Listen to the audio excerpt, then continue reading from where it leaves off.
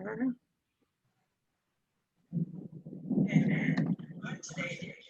All right, there we go. I don't know why I'm here. Like, I keep hitting my phone and last week's show comes on. Really bizarre. Good evening, everybody, and welcome to Inclusive Theater of Western New York's Saturday series on inclusion in the arts. This week is our 15th week of doing this, which is really awesome. We started back in March and we've continued all the way through and had some really, really exceptional guests that have been on. But as I just admitted, tonight was one of my most starstruck nights. We have Jazlyn Porter with us. And I'm just gonna really quickly give you a little overview of her bio, which is amazing. And it's super exciting that you're here with us. So Jazlyn's from Niagara Falls. Oops, it's loading really slow.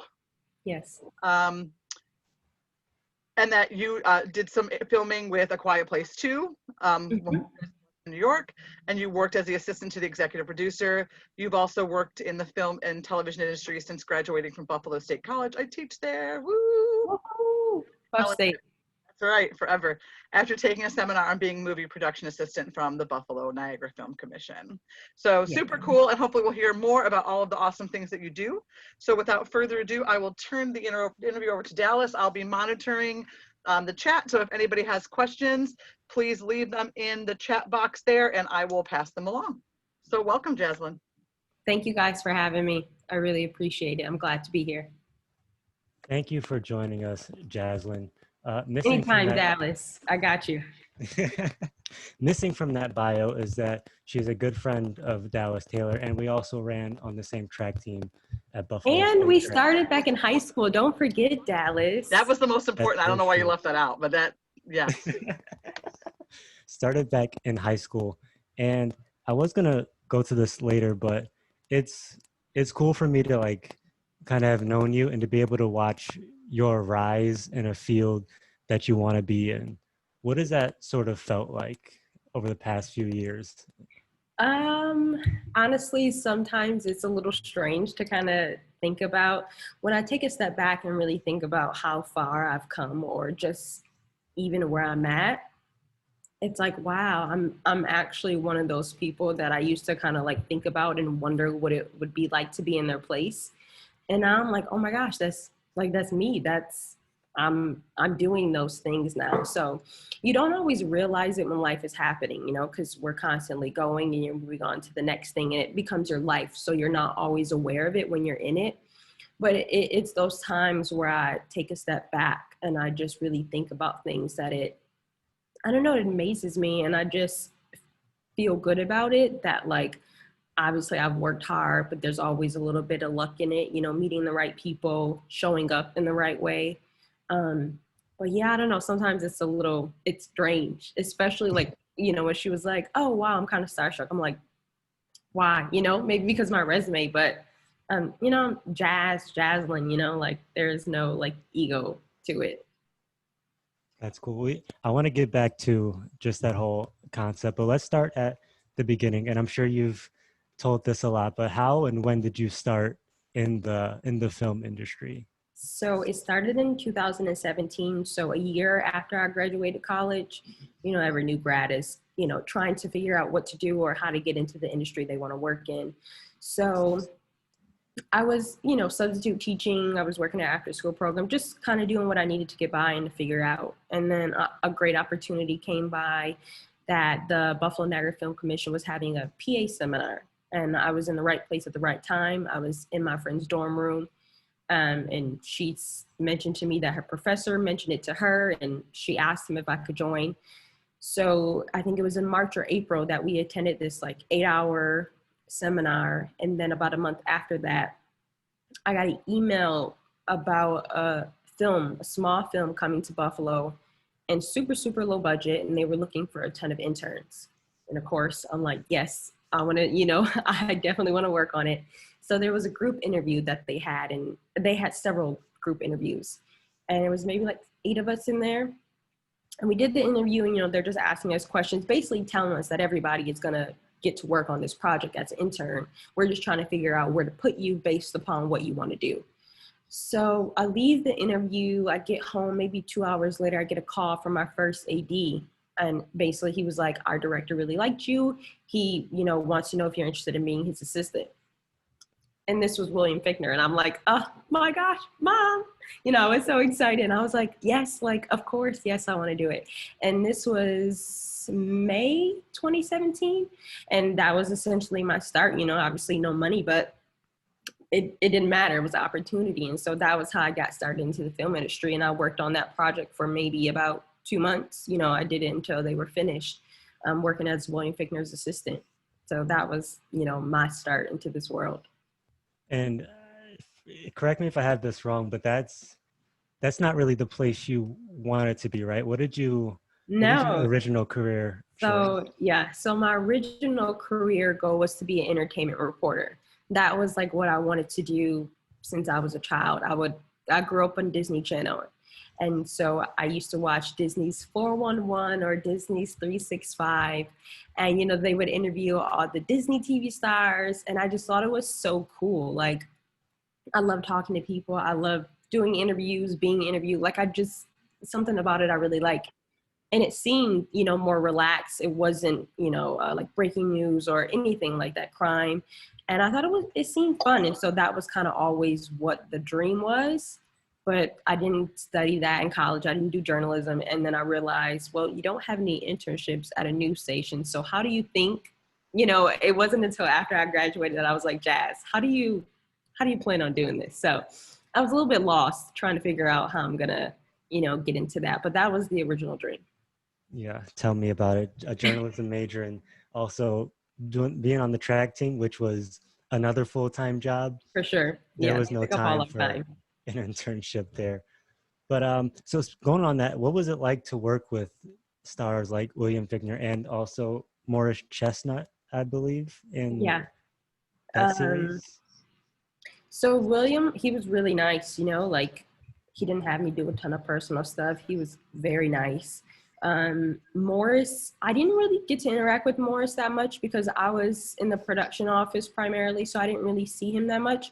But the few times I interacted with him, he was very nice, a gentleman. I mean, like, if I grew up on his movies, he was always like the handsome man, the ladies' man in the movies.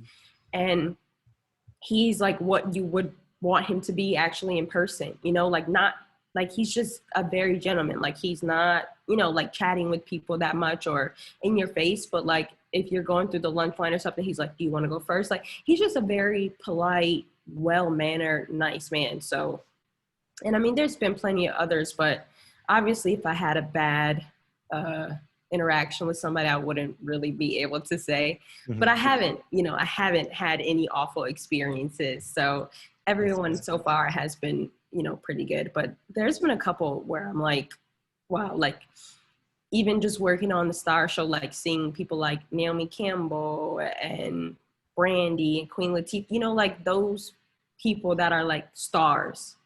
And I'm like, wow, I'm seeing these people on set all the time. That was very like, wow, that was interesting. That was a moment where I was like, oh my gosh, like I'm in here. Like, look at you, Jazz. That was going to be one of my next questions. Like, was there a moment in your career path where you had to just, like you said, step back and pinch yourself like, wow, this is, like, I can't believe that I'm here? There was two. Star, because Star was very early in my career. That was, I think, like my second paid job ever. Like the internship, I didn't make any money. So Star was my very second paid gig. And that I came to Atlanta to do that. So that was, I'm like, wow, this is a studio project. This is Fox. Lee Daniels with all these stars. So that was big. And then when I worked on A Quiet Place too, that was my first major studio film. I worked on, major TV shows, but this was my first film. And there's John Krasinski and Emily Blunt. And we did a scene, and I can talk about it because it's everywhere in the news, but we did a scene on the Grand Island Bridge. And we had these, this equipment and all this crazy stuff. And I'm just like, wow, this is a real Hollywood movie. Like when you think about Hollywood films and stunts with all this expensive gear and these stars and these talented crew members, I was like, I can't believe that I'm here and around these people. That was another moment, and that was just last year. So there probably will be many, many more, but those two are the moments so far where I'm just like, wow, I can't believe this. That's cool. So would you consider yourself a freelancer? Yes, that's exactly what I am. I'm a freelancer. I mean, I'm not like an entrepreneur or anything. I mean, there's a payroll company that pays me, and there's different payroll companies that are attached to the project that I'm working on. But yeah, it's freelance. I mean, most of my jobs come just through connections. I mean, I don't think I've ever like applied to anything. I've had a few interviews, but a lot of the stuff really has just been a phone call. Like, hey, I'm working on this show or this movie. Do you want to come work on it? I interviewed for A Quiet Place too, and what else? I interviewed for the Colebrook thing, and my very first paying gig I interviewed for. But everything else has been like a phone call. So how is the pandemic sort of changed that sort of process with you with a bunch of things shutting down? I know a few things are opening up still, but how has the pandemic sort of altered Yeah. that for So you? I'll be honest, I will say that I have been very, very, very, very, very lucky. I was already working on a project. I had got to Atlanta the week before, and we were prepping, and I think I worked for a week in the office, and then we got shut down. Um, but fortunately, we kind of, like reduced hours and everything like that. But I was still able to get some sort of income for like the past 3 months. And we just resumed working in the office back in June. So I never officially got like laid off. I still had a job the entire time. Obviously, I wasn't getting paid the normal amount, but there was something coming in. And obviously there was worry. I was like, well, are we going to keep going? Like, are we going to, I know we're all pausing, but are we going to still make this movie? Because there's a lot of projects who are not making those projects anymore, whether it's finance or whatever the reasons are. And so obviously I had some of those concerns, but it was like from the producers, they were saying like, no, we're going to make this when things are safe again. So I think luckily that I wasn't in transition. I wasn't in between jobs. I had already had something. So, I mean, I know my situation is not the same as a lot of other people. So, yeah, it's kind of weird to say because I definitely was very fortunate, but I kind of was lucky in that things didn't get really bad for me. We have a question from Jessica Levesque. Hello, Jess. Hi, Dallas and Jazlyn. Hi, Jess. I have a quick question. Okay. How does it feel to be part of the horror genre with A Quiet Place 2, and how much of a impact that for all horror fans around the world that are into that type of stuff? How does that make you feel of being part of that genre? I mean, it feels exciting, but again, to be honest, I'm not on that creative level where I had an input in the writing or the story. So I can't really say that I wrote something or put something out there that is now, being, affecting a lot of people. But still just being a part of a major franchise is for sure exciting. And getting to work with them and see how they work and the ideas that they come up with is for sure exciting. While we Thank have you you so here, much. while we have you here for a moment, if you want to hear more about the inside of the film industry, Jazlyn Porter also has a podcast that you can Yeah. plug right now if you like. Yeah, it's called Crew Only. You can find it on Spotify, Apple Podcasts, Google Podcasts. And I interview different crew members who I've worked with on different TV shows or different movies. And we talk about their experiences on the projects that they've worked on. So you can just get a little bit insight. Because I feel like people like watching movies and they're sometimes a bit curious about what is going on behind the scenes. And so, you'll hear some of those stories with the crew members. So on the Saturday Inclusion in the Arts series, we've had actors, we've had directors, and sort of the theater people in the group. And we had some film directors also. But you're sort of on the inside of the inside. Logistics, yeah. Yeah. What are some of the challenges in that area that you found? Yeah, so pretty much all of my titles, I came up as an office PA. I've done, secretary. Um, I've done assistant production coordinator. I've done producer's assistant, which is what I'm doing now. And so working with a producer, I mean, obviously there's so much I can't talk about, but you're hearing those conversations. The producer, especially with her, is they're responsible for figuring out how to make a movie, whether that's with the budget, that's with the crew, that's figuring out locations. There's any issues come up, they're trying to figure out logistically how to make it happen. And so it's realizing that a movie wouldn't be made without them.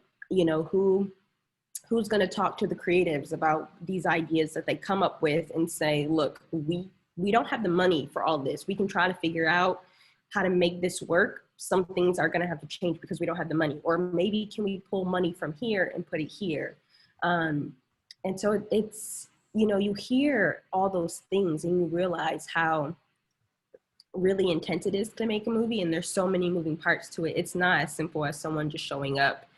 It's so many people that are involved. So I don't know, it's really crazy sometimes. Sometimes I can't even believe all the things that they have to deal with because it's a lot. So mine is not really so much on the creative end as far as, I have my creative projects, but as far as like, what I'm being paid to do, it's all on the logistical side of things. We have a question from the chat. Someone wants to know, does Jazz get to travel for work? And if so, what is the favorite place she has been? I have. So this project is the first time that I've been brought somewhere. And what that means is that the production has paid to put me up. I have worked in New Jersey, but that just means that I took a job in Jersey. Someone offered me the position, but I moved there and rented my own apartment. Production didn't pay for my apartment or anything like that. And I did work in Atlanta 2 years ago, but again, I got offered a job there, but it was what they consider as a loco. There's loco and distant hire. And so what that means is if you take a job as a loco, essentially that just means you live there. So they're not gonna, pay to house you or anything like that. But this job that I'm working on, Atlanta, a distant hire, which means they have to give me money to pay for housing and they have to give me per diem and all that kind of stuff. So I've been in Jersey, Atlanta, and then I also worked in Syracuse. And I wasn't technically a distant hire for that, but they did have to pay. They put me up in a hotel and paid for my housing while I worked on that job in Syracuse. So Atlanta, Jersey, and Syracuse have been the 3 places I've worked in, obviously Buffalo, but those are the other 3 places. And we've sort of talked about this with other guests and you sort of being on that film side too. What are you seeing in the film industry what is the film industry seeing in Buffalo that they're starting to come around a little bit more? Why is Buffalo an attraction for filmmakers and producers? Is that what you're asking? Yeah. Basically money, point blank tax incentives. I mean, it's cheaper to make a movie in Buffalo. You get a higher tax incentive. So that just means they get a lot more money back for making the movie there. Also, they don't know this at first, but once they come here, they find out that Buffalo has really cool locations. Buffalo has a great crew. But again, those aren't the things that they're necessarily attracted to. They don't realize that until they come here. It's really been all about money. That's what it is. But I think because there's been a couple successful projects in Buffalo and enough producers and enough people have talked about it, that they decided, well, Buffalo is a great place to build a studio at. And that's what we see happening now on Niagara is the studio that they're going to build. So, I mean, I don't know if Buffalo will be as big as Atlanta or something like that. I don't have any doubts that it could be, but I think it's going to be another really great film hub. And I will leave my personal opinions out of it, but I don't think that's going to be a very good idea for them to build that studio in that location. Is it just because of like what happens in that area or? Not exact. I think isn't there a train station by there? There's also a weird smell that's not very lovely, but I think their plan, I mean, they've been doing a lot of work just in Buffalo in general, but I think their plan is with that studio is they're going to just try to continue to revamp that whole area up and redo it, gentrify it, whatever you want to call it. Okay. So we've gotten to the fun parts. Now let's get into the nitty gritty, which, Okay. so being a woman of color Uh-huh. and being in a sort of an industry where there's a lot of higher up people, what has that been like for you? I mean, Knowing our, yeah, I our mean, battle it's with mostly that. white people. We'll just be straight. It's mostly white people. I mean, mostly white men. There's a lot of white women. And you'll see there's this thing where they talk about tech. And it happens in the film industry too, where they think hiring white women means diversity. That's tech. That is, now you just got white men and white women. You just got more white people around. So Star actually was, that's a Lee Daniels gig. And so the talent primarily Black, but even behind the scenes, because you can have the talent, but the crew you might not have diversity there. And so when I worked on Star, that was the first time where I saw a lot of diversity. I mean, there was 3 Black women in the production office, me, our secretary, and another PA. One of our EPs was a Black male. We had an Asian accountant, 2 Black guys as an accountant. We had a Black woman as an AD. One of our producer's assistants was an Asian woman. Our script supervisor was a Latina woman. And even with our crew and our PAs. And so, but something that frustrates me though, is that I expect that on a Black show, but why is that only where it happens? Like, it shouldn't be that it has to be a Black-led show or a Black producer or a Black name behind it for the crew to be diverse. But you'll see that Black Panther had tons of diversity, but you don't see it on a lot of the other Marvel projects. And so, I mean, yeah, I mean, it's just, it's all the time, you'll see a couple Black people or Asian people or Hispanic or Native American, and we notice each other like, oh, there's more, there's a couple of us here, but it's a real problem and things need to get better. I think things are improving, but it's at the top, and it's not necessarily always blatant racism. There's a lot of great people that I've worked with and are liberal and they want to bring people in color, but it's not something that they really think about, right? Like, they just think, let's just hire our friends. But if none of your friends are people of color or nobody you recommend are people of color, then do you see how that's an issue? Because now you're just continuing to streamline and bring people in that are white, and you're leaving out other people who could have an opportunity. So that's something that I had to speak about, and I sent an email out to about 100 people that I've worked with in the industry, just kind of addressing the situation and explaining to them that, like, you might not be saying let's not bring in people of color, but by your hiring practices, you're excluding them. And so it's something that they need to consciously be thinking about. And you have to say to your department heads, like, listen, guys, we need to mix it up. We need to have diversity. So I mean, it's frustrating, and I always get excited when I see another person of color walk in, another Black woman, another Asian woman, a Hispanic woman. I mean, we recognize each other. We see it because we're so used to being in a room where we're maybe the only one. And I mean, you see it on these studio projects. In corporate, it's a lot worse. Like, on the studio level, I mean, it's mostly men. And again, you'll have some white women, but it's mostly white people, especially in the writer's room. I mean, when you determine what projects are being made and who's writing and what they're saying, I mean, that's really where the change needs to happen. It's got to come from the top, and it needs to keep working its way down. And that's sort of what we do here at Inclusive Theater West New York, and Amy can speak more on this part, but it's in our name. We're inclusive. We're allowing everybody to come in and enjoy theater, as long as you can play the part and pretty much be good at what you do. Mm-hmm. Then you will have an opportunity here. Like, we don't turn anyone away. That's why if you come to a show, you might see a police officer, but he's in a wheelchair or something like that. Yeah, I love that. And that's what we try to, that's our goal of trying to get more places inclusive. But you talk about before how you found this opportunity and you went for it.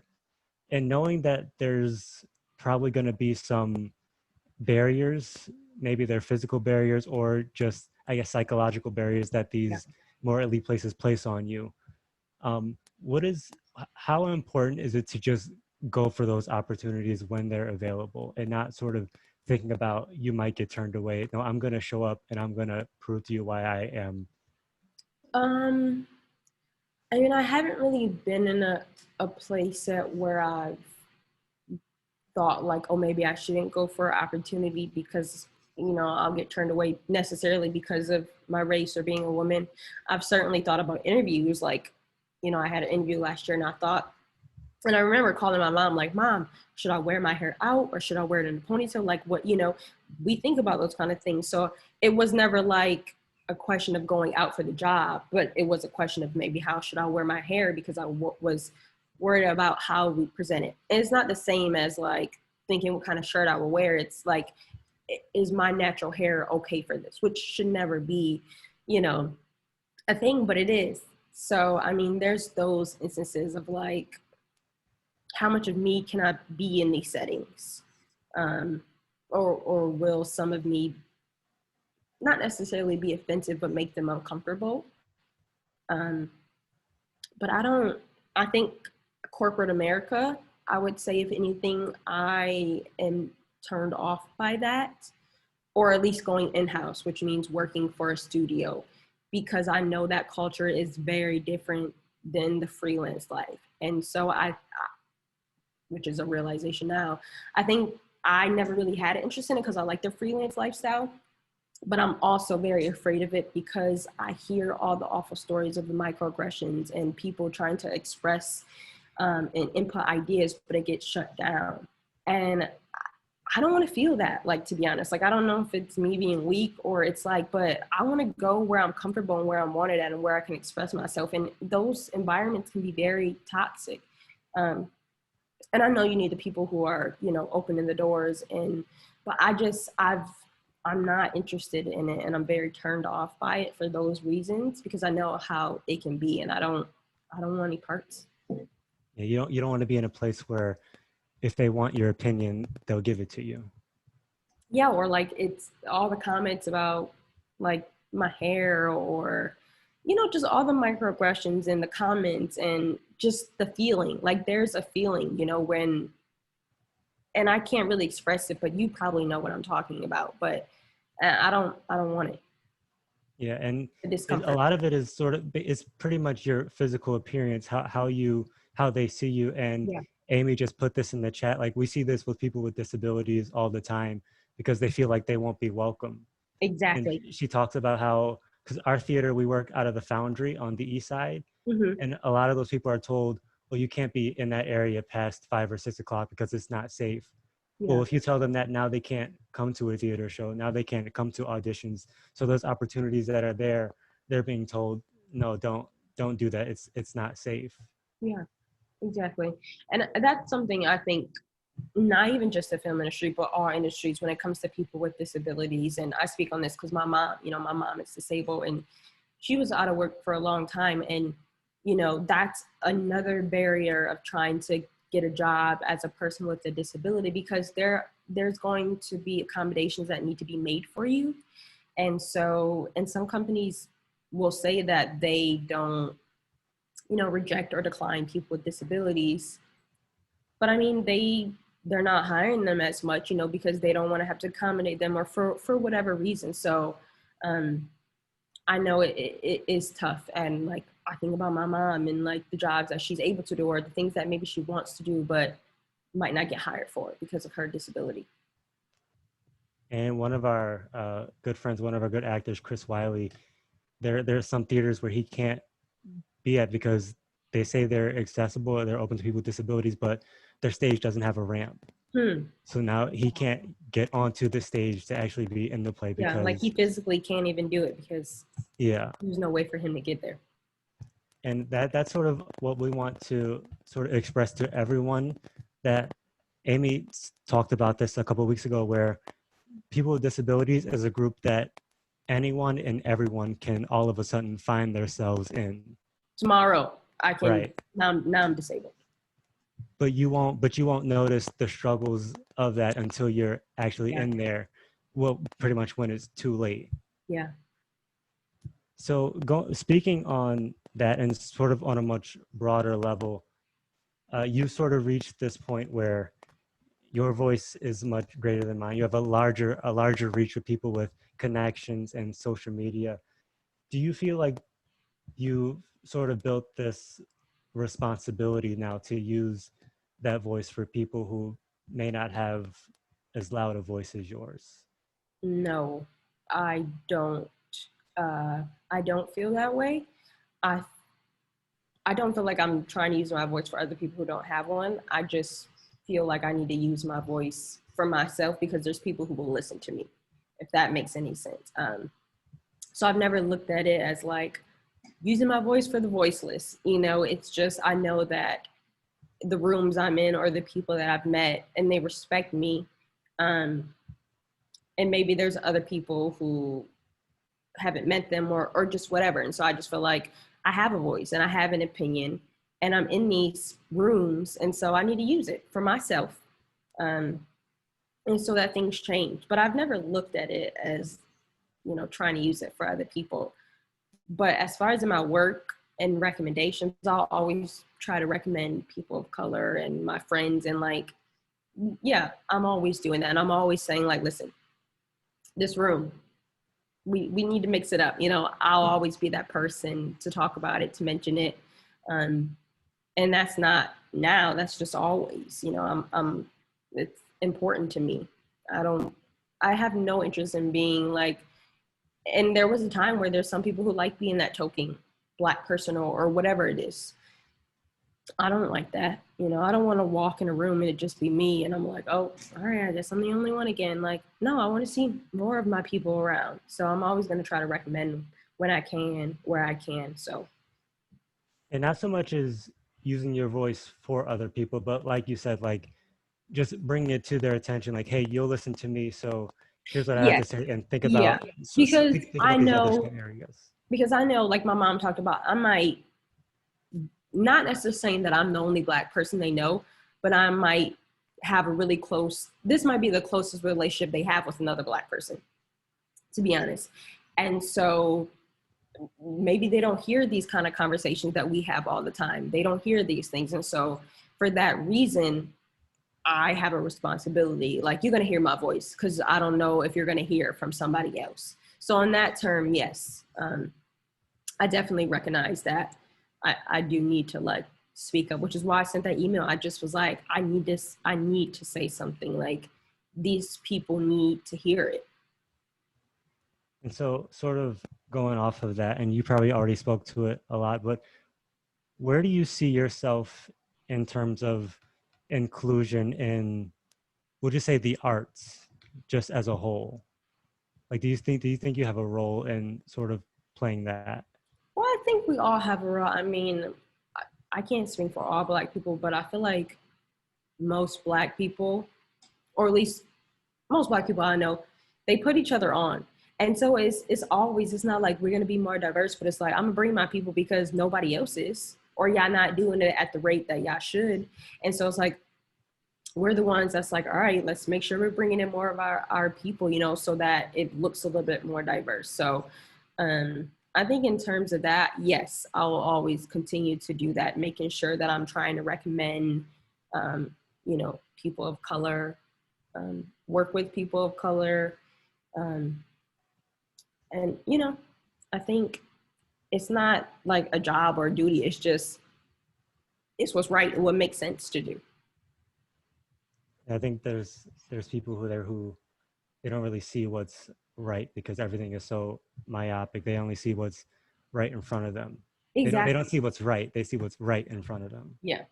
And like I had a conversation with Dustin in terms of like diversity and with white people, is that like white is the default, right? And so it's not even like, they don't see it as like when they walk into a room and there's no Black people, it's not like, oh guys, we're doing something wrong. That's normal to them, for them to walk into a room and it's only white people. They don't think about it at all. It's not even a thought like, wow, it's only white people in here. That's normal. And so, but that is the issue. It's that shouldn't be the default. You shouldn't just walk into a room and there's only white people or there's only one Black person. And so the default should be more diversity. You know, when you go downtown into a city, what do you see? You see different color, different faces. And especially when you're telling stories, you can't, especially if you're writing for a different culture, a different type of person, the writers or the people producing it, they're not involved in the culture, don't really understand it. How don't you have other people of color in these positions to tell those stories? And so that's where a lot of the problems come from. If they're the only people making decisions, it's like, then you don't have people of color who have any power or equity or authority. And Amy just said it right there in the chat, like people of color and disabled folks need to tell their own stories. Yeah, like and that's why we need to exactly. be in that room. Exactly. Like, you don't always, like, a story about a gay person or a disabled person, like, they should be the person, they should be the one telling the story. And it doesn't mean, the thing with art is that you have the ability to create these stories. If you're a white person, you want to tell a story about this person or whatever, like, that's the freedom of art. You know, I don't think people necessarily should be limited, but if you're telling a specific story about disabled people and you don't have no disabled people that are writing it, giving input, are in the room, that makes no sense to me. None at all. Let's take them. Amy, do we have any questions, any other questions from the Facebook area? Oh, Jess has another question. Okay. So, what would be your advice to young upcoming filmmakers and producers that want to be part of the entertainment business, whether it's color, disabled, you know, for anybody? What would be your great advice? Kind of the same advice that I give all the time is, there's a couple of things that are very specific that you can do. So depending upon the city that you're in or where you live, I think you should definitely start with, especially if you went to college. I mean, that's the easiest place to look, but even if you didn't, look into specific Facebook groups, or what you should do is go online and look to see if your city has a film commission. And I don't know if every city does, but that should be the first step, because that will tell you if we have a film commission, then maybe we have some type of film community here. And a lot of times, like in Buffalo, they have a website where people can put their names on, and it will say what position they work in, so that if there's a project that comes in, they can sometimes go on that website to pull people's names. So one, look to see if your city has a film commission. Look to also, and then ask them questions like, okay, do we have any Facebook groups about film? Do we have any Instagram groups? Who's the best person to get in contact with to make sure my name is, so that I can be a PA? Depending upon what you want to do, a PA is the entry level on any film job. Set PA is the most traditional that people think of. So see if there's any first ADs in that area. See if you can get their email, send them an email. And then the second thing is, this isn't specific to your city, but just film groups in general. Like, there's women working in reality TV. And there's a ton of other that I have no idea what their names are, but that's another thing that you can do if you did go to college. Talk to your professors, because a lot of them are connected and they kind of know what's going on in this city as far as like internships that people can do.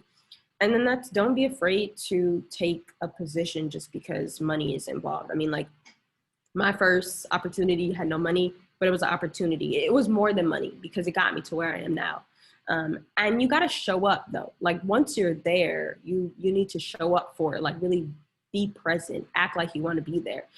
Because a lot of times, like, I've messaged Dallas, I've had maybe 2 interviews after that. Everything else is phone calls. So you need to show up, because people are going to remember your name and they're going to want to work with you again. You need to be likable in a sense. Like, you need to be good at your job, but essentially people they keep calling you because they like what you do, but they also like working with you. So that's very important too. We have a question. What is the hardest thing you've ever had to do as a PA? Oh man, I didn't think about this. Oh, I have no. Oh, the hardest thing I've done as a PA. Oh, I don't know. You guys might not get an answer. I'm trying to think, but I can't even think about the hardest thing I've done. Okay. Oh, okay. I wasn't a PA at the time. I was a secretary, but getting second meal, which isn't always hard, but this was tough. So what that means is, I won't get into it too much, but essentially there's meal penalties and all that. You need to feed the crew at specific times, all that kind of stuff. So we needed to get the crew a second meal, which means it was very late at night. And so I needed to find a restaurant in Buffalo, like 10, 11, I think it was in between 10 o'clock and midnight. And so I'm trying to find a place that can cater food for like at least 100 people and I don't even know the amount, but it was like less than $7 per person. And we needed it within like maybe 2 hours, right? So I'm trying to feed all these people with no money and in this little bit of time. And so that was really stressful. We're calling, I had my cell phone, I had the office phone, I'm like calling, hanging up, trying all these different places to see who could do it for this amount. And you're under a time constraint because you need to find a place and you need to cook the food and you need to get it to set at a certain time or it's a waste. You know, you get all these meal penalties. So I think that was like something I would say that was really stressful that I had to do a couple times on one of my projects. That sounds awful. It was awful. Like completely awful. It was. It was awful. Just for me talking on the phone, that sounds awful. Crazy. But yeah. So we have a question, and maybe you don't sort of view it in this way, being that it's such a wild and up and down sort of see yourself in 5 years, or where do you see yourself? Oh, I feel like I answered this and I don't even know I think Dustin asked me this and I don't even remember what the answer was. So that tells you right there, probably change every day, like where I think I'll be in 5 years. I don't know, career-wise, I don't know. I can say that I think I would have lived in another country again, for sure within those 5 years. That's something that I want to do again. I would like to have produced and directed another project that is meaningful to me. Make more money, and have had an impact. You know, I've been able to bring up more people, recommended more people. But I don't know. I mean, I definitely want to grow like my own podcast and continue to grow that and push that. And I would really, this isn't film, but I would really like to be a professional model. And so if that's something aside from film, because I feel like I just, you know, I dedicate my time and that takes it all up, that I haven't really dedicated real time and real commitment into trying to be like a legit professional model.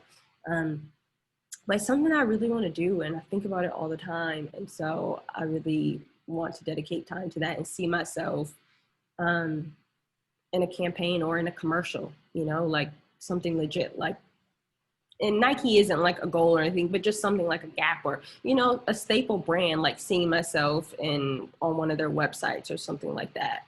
I would love that. And that's sort of just how broad that was. And I want to take this not on the career side, but on the way you live your life side. Like you've done a bunch of different things. Like you mentioned living in, was it Europe for a semester? Yeah. Where just these different opportunities come up, like modeling and that kind of thing.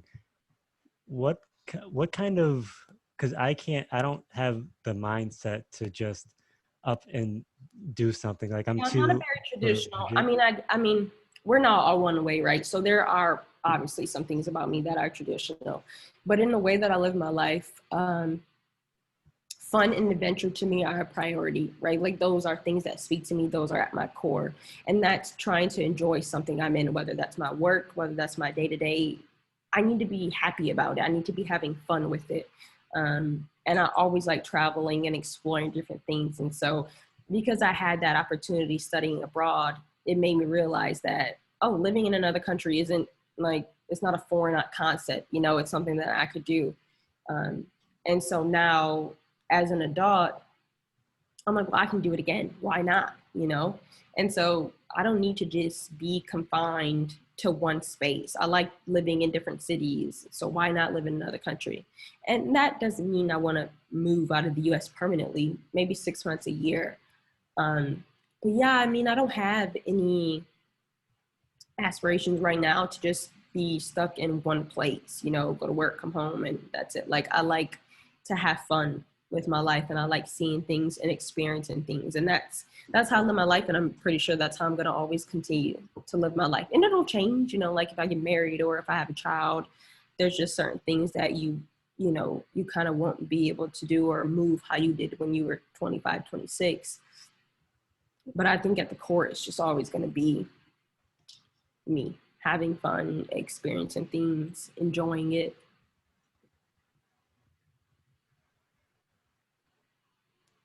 Okay, I was just reading something, and so I wanted to sort of we'll ask you a few more, and then we'll let you go. Once again, thank you for joining us and Of speaking course. with us. This was Thanks great to for talk to you and see asking me. you again.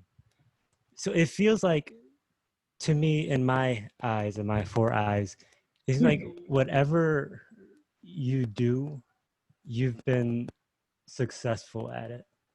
Like even from track, like you're one of the most decorated track athletes at Buffalo State. I'm pretty close behind, I'll say that.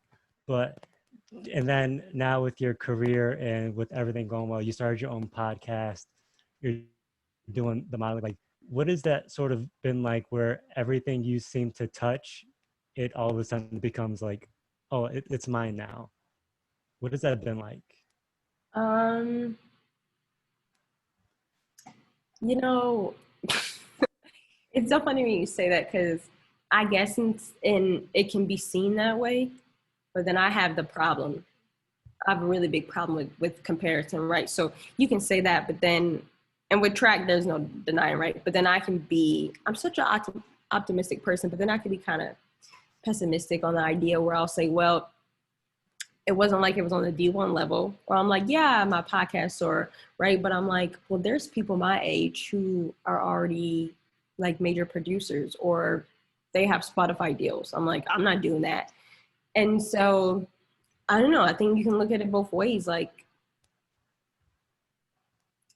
I definitely do see like, oh no, like there's a lot of people who got into this industry or are still trying and haven't been able to work on the projects you've worked on, or have been in the rooms that you've been in, or they just haven't had those opportunities or the success with that. I don't, I don't know. I mean, there's definitely some days where I'm like, oh, look at you, Jazz, you doing it. But then I think with everybody, sometimes we're like, no, but we could be doing better, or there's somebody else always doing a little bit better. But I think I just always, you know, I definitely try my best, and I usually try to just go like with what feels good. You know what I mean? And I think that's all I can say. And I don't, like with track, it was weird because I didn't put a lot of pressure behind it. And one thing I'm realizing about myself, and it relates back to track, is I think I used to really go hard because the coaches were depending upon me, right? Like, I could have stopped. Like in high school, I could have been done. And I remember at nationals, and it was the 400, and that was where I got runner up. And I remember finishing the race, and I passed the people, but it was a timed, like time finale, right? So I didn't get to race the girl who won. Her time was better than mine. And so I remember coming across the finish line, and the first thing I said to the coaches was, I'm sorry. And I remember them talking to me about that, because they said, the first thing you said as runner up and finishing this race, winning that race, was like, oh, I'm sorry. And for me, it was always like kind of doing it for them, you know, like it felt good to be winning, but it was like making sure that I was doing this for them. And so I think even with like certain projects, and I don't know, I feel like I do a bit better when I have a team, or when I know that there's people who are depending on me to like really show up for them. Because sometimes I can get lazy if it's just me that I need to show up for. Hmm. Yeah, I sort of have that same mindset where I'm my harshest critic. Yeah. So like even when like I receive a compliment, even in sports, like, oh, that was a nice move. Like actually it was an accident. So and like where you just don't know how to, those compliments just feel so weird because Yeah. it feels like it's praise. We're like, I didn't really do that much. But it's Yeah. also important for our minds and our hearts and our souls to just sort of take back and look at other people who are appreciating what we do and Yeah. sort of admiring that too. Exactly. Yeah. It's a work in progress. I definitely work on it so that I'm not like having all these like stupid ideas and thoughts. So it's a work in progress. But I do um, look at how fortunate I am and very blessed that I've been able to like do these projects and have been pretty successful with doing them. And finally, and we'll ask this question and then we'll get you out of here. Again, thank you for spending time with us. You're Once welcome. again, the wonderful Jazlyn Porter. So, Anytime. what is your opinion on how other film companies treat others with disabilities and who are marginalized groups? I can't really speak if I haven't been in the room, but I can just say by the lack of representation, I don't know how they're treating them once they're in there, but they're not really hiring them to even treat them a certain kind of way. I mean, and that's just not even looking at stats, but I just mean like looking at the rooms that I'm in. When it comes to disability, for sure, I don't really see it. But also, I'll be honest and say this: you can't always physically see a disability, right? So that's number one. So I can't say that they're not hiring because maybe they're just not visible or physical disabilities. And maybe they're not disclosed to us. That's not our business. But definitely with people of color and on the sets and stuff that I've worked on, I think it's the ones that are there, I think it's been fine. But I know that everybody hasn't had that same experience. I've heard from friends that they've been in on sets and stuff, whether it's a Black woman or whatever. And I have heard, racial slurs or different microaggressions. So I personally haven't experienced that. But I know people who have, and I've heard about it. And it's unfortunate, and it's like, just because I haven't seen it doesn't mean it's out there and it's not happening. And so I think people think that all the time. They're like, well, I'm not saying those things, or, my buddy isn't experiencing that, but there's a lot of other people who are. And so that's kind of what you always have to remember and think about. That is good to know because we do have a lot of people in our group who, like, we aspire to be in those rooms and on those sets and even in theater, like being on those Broadway stages, like, and really making this a career path And for I them. will say this, the people that I have interacted with have been all pretty good, genuine people. Not all of them. Some of them are as intense as what you think when you think about the Hollywood people. There have been a couple producers and a couple people that I've met who fit that stereotype when you think about like the uptight, or they ask you to get all of this kind of stuff. But most of the people that I've worked with, they're not that intense, superficial idea. They're really cool and chill, laid back people for the most part. But again, when you get on the development side of the industry, like when you live in LA and work in Hollywood, it is different. Those stories are definitely different. Well, we are low on time. So thank you for coming on with us. The next time you're in Buffalo and you want to add some acting to that resume, just hit us up. I haven't really thought about it, but why not? I'll give it a try. Just go for it. I never thought I'd see myself here, but look at me. I'm the artistic director of Inclusive Theater of Western New York. It's like He is so humble. He has earned every bit of that role. you never know where life will take you. That's right. Dallas is very humble because he too touches things and they turn gold. He's always been like the quiet, the chill one in the back, just coming up, doing what he got to do, and then leaving. That's how we met. He was my student and didn't talk the whole semester. And I always make fun of him because he didn't talk, and he showed up at writing group one day, and then he was talking, and I didn't know like what was happening. You're like, oh wow, you got a voice, you using Listen, it? I'm like, did I pass him? That was the first, because he was so quiet, but he is a chameleon. So kudos to whoever's running track with you two. You guys are like, that's that liquid luck. It's awesome. Yeah, it's been great. It's been great to know him over the years. So. And thank you. Yes, thank you as well. I echo what Dallas said. It's been super awesome to hear the things you have to say. And yeah, we're glad to have you. And also, we would love to have you come act. Well, since this is an invitation, I'll give it a try. I can't say how I'll be, so just give me like one little line. How about that? We got you. We'll make sure it happens. Okay. Thank you, guys. Thank you so much. Thank you, Jazz. Bye. Bye. Stay safe out there, guys. Take care. Thank you. Bye. You're welcome.